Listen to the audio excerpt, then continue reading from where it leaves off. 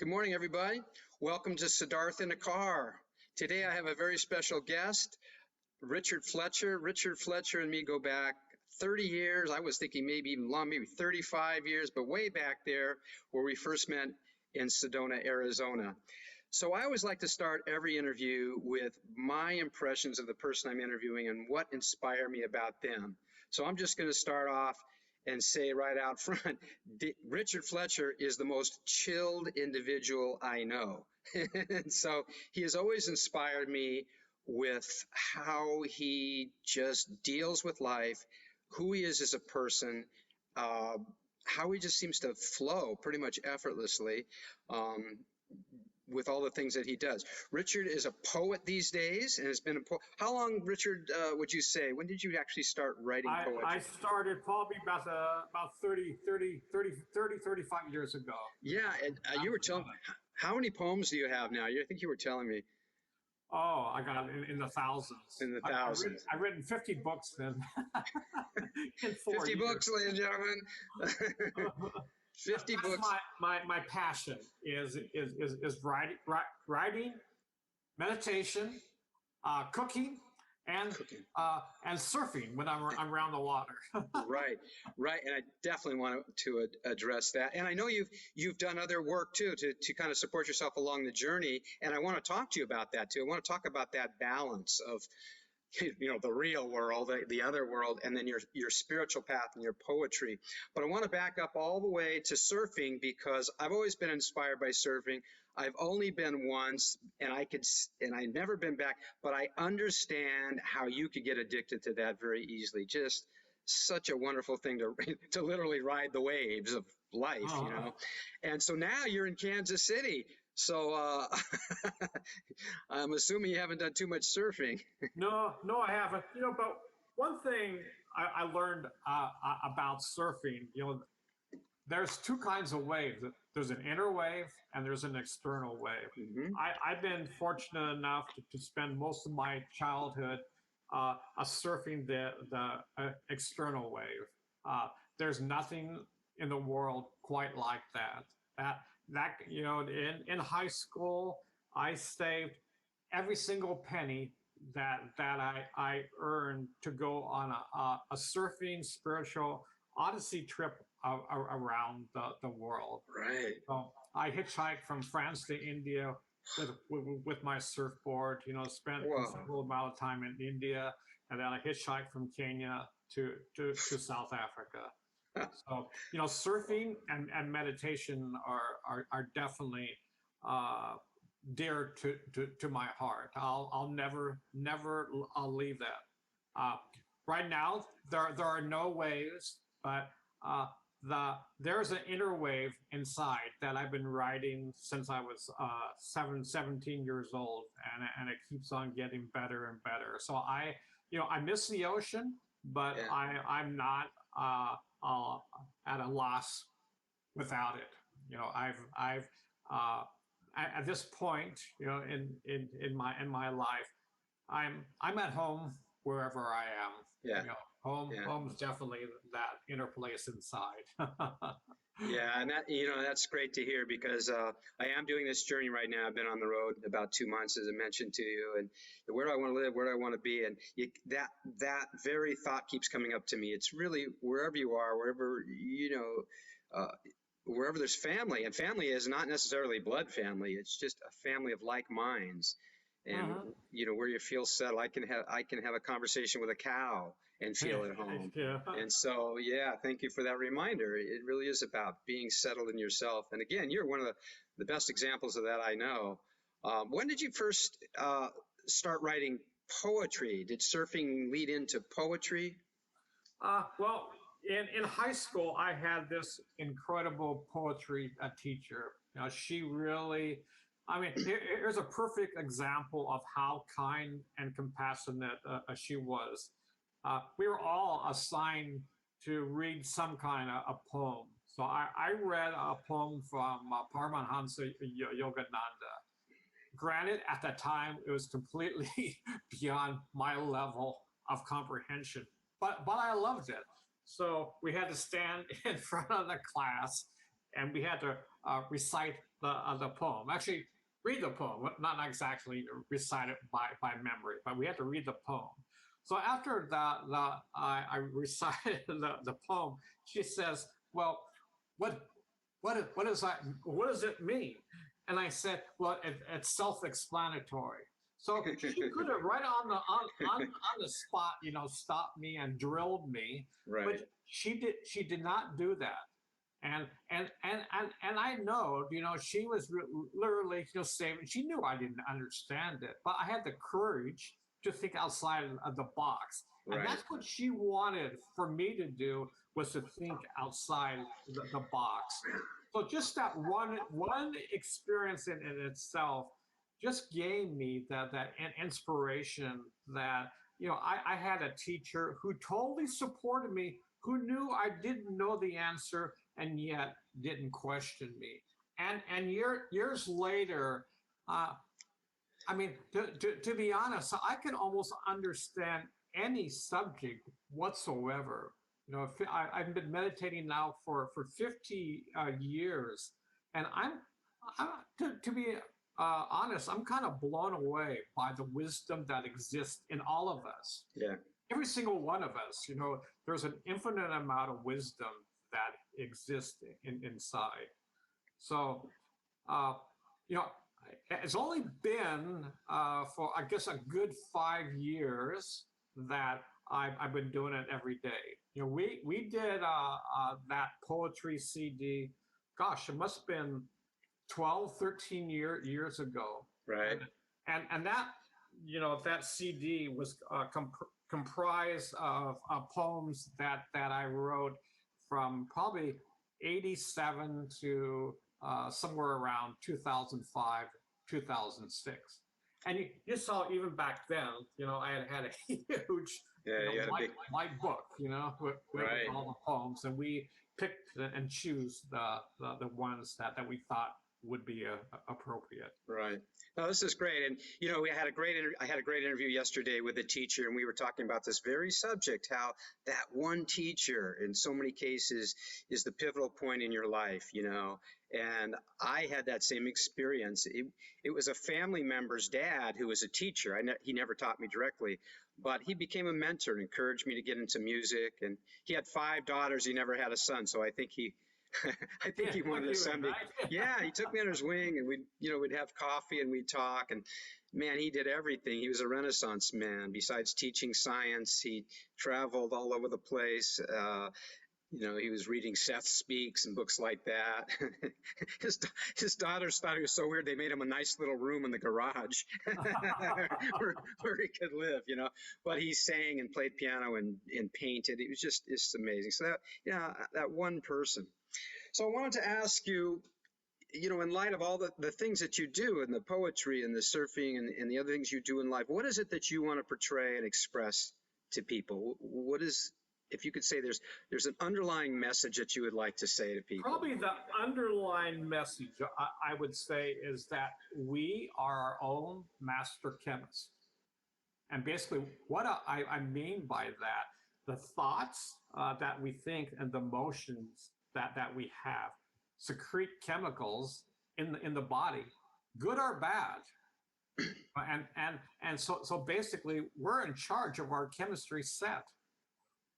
We can't blame anyone else for whatever happens outside of ourselves.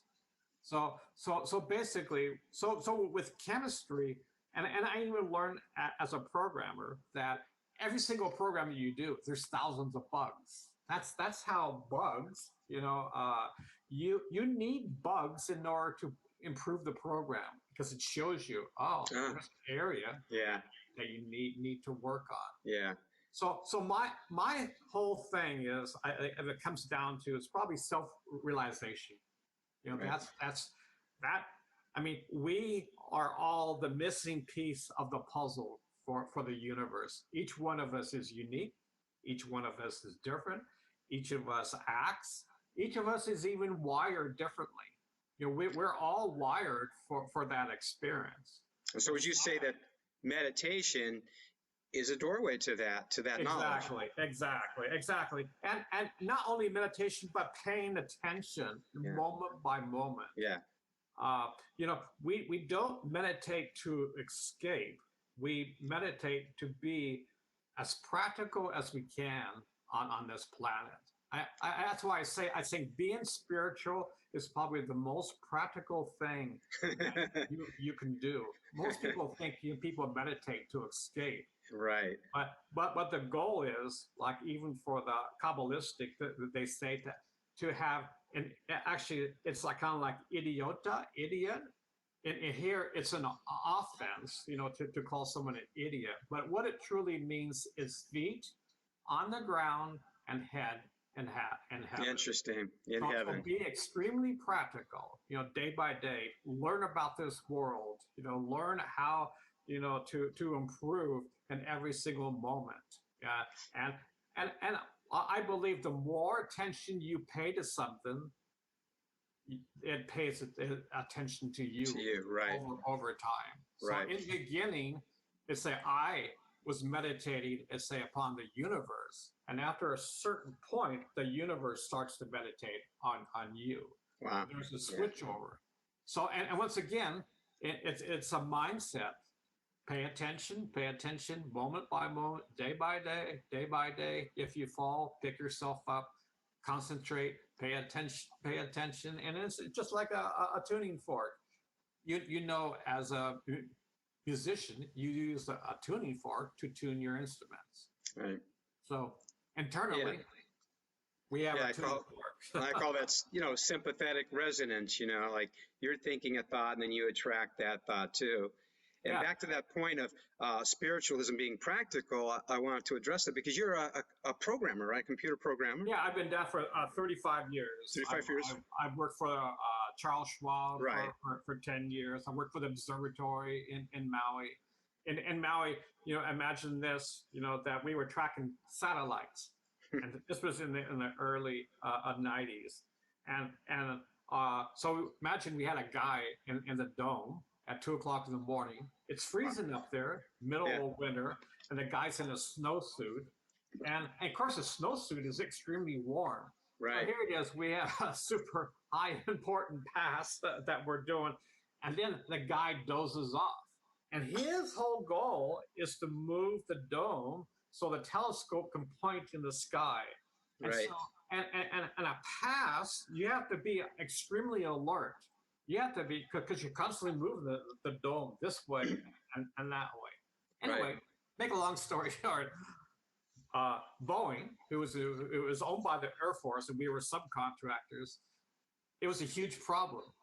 So, and every time that happened, I think we got dinged like $10,000. Wow. So a course of a year, it could be like $2 million in fines. Yeah. So, wow. My manager came up to me and said, "Richard, we got to do something about this." So I had 1 month to complete it. So in 1 month, it was completed, and I did it so well that they said, "Well, we have another a dome right next to this. We want you to do that one." Now the funny story is this was done on a small IBM HE pizza box. I got a phone call 3 years ago. And so this is 91. And so this is around 2018, 19. I get a phone call from a friend of mine at the observatory. And he says, "Hey, Richard, you want to hear something that will blow your mind? Just think that same program in that same pizza box is working today." Yeah, everywhere. Wow. Well, that's what I mean. You have this work, which to me is very left brain. I can turn on my computer, I can do what we're doing today, and that's pretty much it. So poetry, to me anyway, like music, is very right brained. So I love this idea that you've been able for all these years to find that balance between your left and right brain, which is very unusual in the people that I know. The musicians are really far to the right, have a little left brain going on, but you've done it. You've managed to work, like you said, for these large companies in the capacity of a programmer, and then at the same time work on your poetry, and express your spirituality through your poetry. Have you ever had any moments of just doubt, or fear that you're just, you're lost. You just don't know what the next step is. And because I know people come across that in their path, especially younger people who want to be artists, or they're going for something and they just run into a wall every once in a while. Can you address that? Yeah, well, I mean, I think we all know that we come down here for a purpose. There is a meaning to our life, and I ask that, constantly for a good, probably 40 years. I say I did not answer that question until 5 years ago, until I really started writing on an everyday basis. Finally, it clicked on me. Now I know, and so I asked, so that was between, let's say, 18 years old, all the way through, let's say, I'm 68, so around 64 years old. I knew there was a reason. And still, I, I, I, I didn't have any doubts that I wouldn't discover that, because I knew through meditation and living, that every day, we uncover more of ourselves. And so, a lot of times, we have early bloomers everyone is different.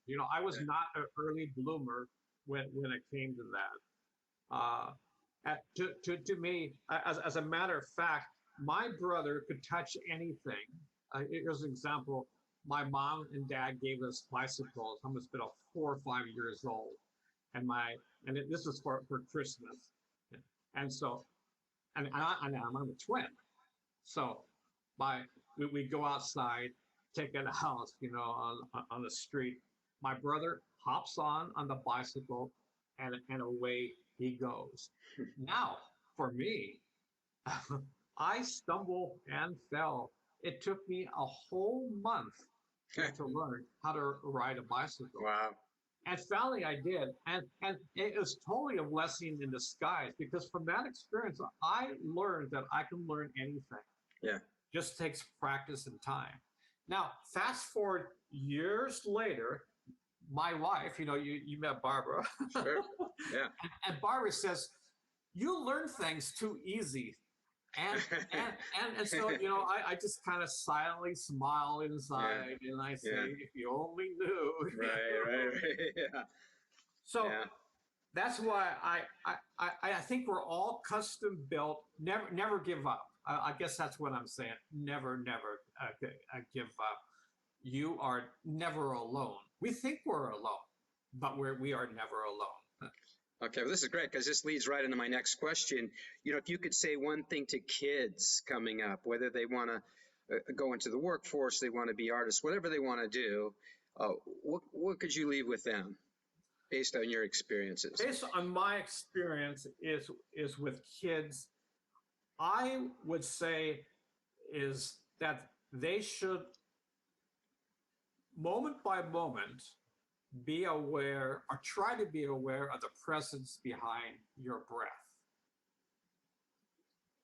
And just think, behind your breath is the same breath is behind the breath of the universe. So how would they do that? If you just to guide them right now, you have a kid in front of you. To guide them right now, it just concentrate the mind on the breath. Watch it go in and watch it go out. In. We were never taught this in school. This is probably the most simplest technique there is, but it's the most powerful technique there is. I mean, most people, when I say this, to be honest, they would just roll their eyes. But I cannot tell you how far one will go if they do this day by day, because it gets deeper. It's an infinite experience. You're never going to touch the bottom of that well. It's the way. When I was saying having the feet on the ground and your head in heaven, this allows a person to live in this world, but also at the same time not be of this world. Okay, perfect. That's just what I was going to ask you. So that when the kid says, well, what's it doing for me? What's the point of this? That's it. Okay, another way is that there's the center of the hurricane, right? So in the center, nothing can touch it, nothing can harm it.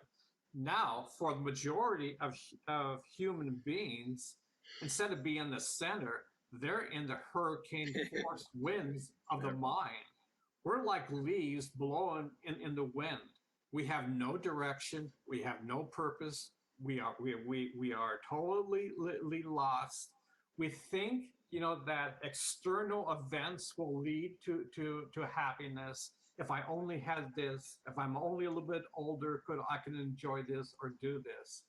We are constantly driven that external events will bring us peace of mind and calmness. And nothing could be further from the truth.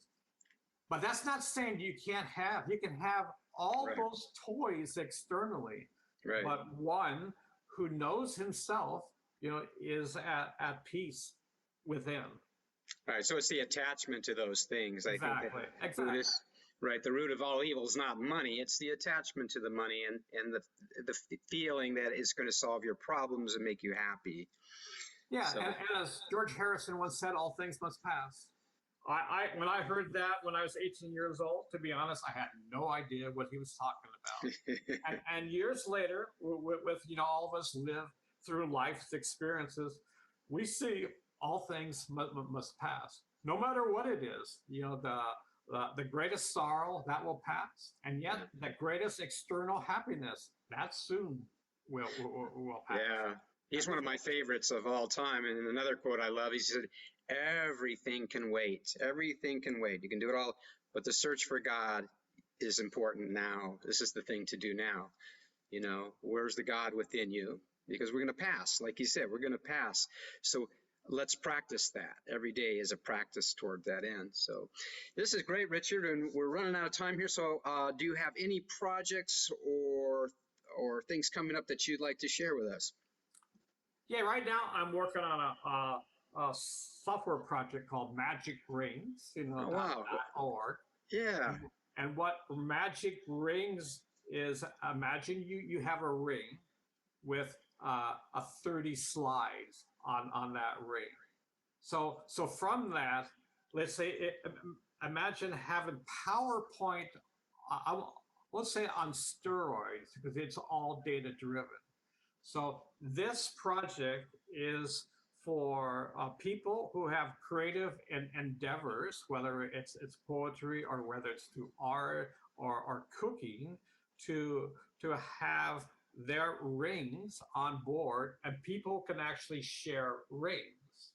So let's say, for example, you're into vegan cooking, and you see a whole series of recipes, let's say on pictures of vegan food, let's say Indian food. You then can see a slideshow of Indian food, and then you can click on, oh yeah, I like that. You click on that, and it will take you, to a website that shows the recipe. Oh, So cool. people can actually, interact, with rings. They can share rings. So I'm using this as a place where there's no advertisements, and there's no, you're not going to be bombarded, with other, let's say, unnecessary stuff, that does not promote. Pop-ups. Yeah. Exactly. So we're in the field of, I call it curation. There's a difference between curated stuff versus information. So, a curator, they care what they put up. Yeah. So oh, wow. That's the huge. I mean, let's say if you had your music, you care about your music. Right. That is your world. That is your creation. And so this is what we're doing. Princeton University, they're going to be using us for the class of 1979. They're going to have a virtual art gallery. So wow. They're using our site as a product. Oh, that's fantastic. Yeah. Can you share that site with us? And then any way you prefer that people get a hold of you? Okay. it's up, but it's not. We're still testing out, but it's magicringsdot.org. Magicringsdot.org. And for anybody that'd like to get in touch with you, just in general, to maybe ask you questions or to get to know you better, what's the best way to get a hold of you? Best way. I have a music site along with my brother. It's called johnfranklinfletcher.com. Okay, we'll flash that on the screen. Okay. Yeah, and there you will see all the stuff that I've done. Mind you, it's a lot. It may be overwhelming. But you have it. So maybe you have it organized in different themes. Yeah, and, actually, chapters. on YouTube, I have a channel called Fletcher Soul Traveler. Right. And in that, I have themes for all my books that I've done, all the poetry, all the talk stories that I've done. So okay. Yeah, there. I every day I post stuff out there. So I have Okay. and I talk about everything. All what's happening with events around the world, Right. personal realization. Okay. Yeah, I go through the whole gamut. Oh my God. Well, you're into so many things, and so again, everyone, culinary artist, poet, programmer, meditator, spiritualist. So if you'd like to get a hold of Richard, again, what was the Soul Traveler? Yeah, Soul Traveler is for YouTube. Right. And then johnfranklinfletcher.com. That's my twin brother. Okay. And on that site, you'll see menus for Fletcher Soul Traveler for 2000. Let's see, 17, 18, 19, 20, and 21. Wow. And then okay. I have a kids section where I wrote a section. My first project for kids was Dragon Tales.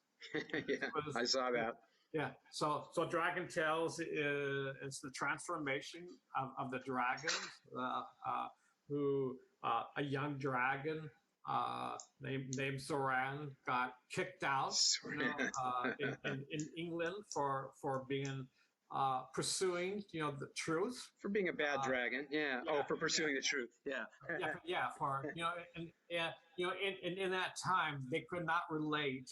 That they thought that stealing, cheating, drinking wine, partying was the answer to life. And Zoran did not accept that at all. Okay. So, check that out. Long story. Short. Oh yeah, well we could talk forever, so got to wind it down. But thank you very much, Richard. What a blessing. I mean, I've learned more about you today than I've known about you. So it's great. But again, I want to just impress that the main thing that's always inspired me about Richard is this calm place that we talked about, and Richard's a perfect example of it. So, and I'm glad that you had that to share with kids because they're dealing with so much these days. Just breathing it in, letting it go. So thank you very much, Richard. Thank you, everybody. I'll catch you next time around. I'm off on the road again, and I'll be back with you soon. Thank you very much. Thanks, Richard. Okay, you're welcome. Okay, have a good day. Bye-bye. Bye. Thanks for joining in, everyone. If you'd like to stay in touch and updated about future programs and events, please check out my website and leave your email address. If you'd like to support this program, my music, workshops, and other events, see the link below and check out the benefits you'll receive by becoming a patron. Meanwhile, I wish you maximum creativity, power, and love. See you next time.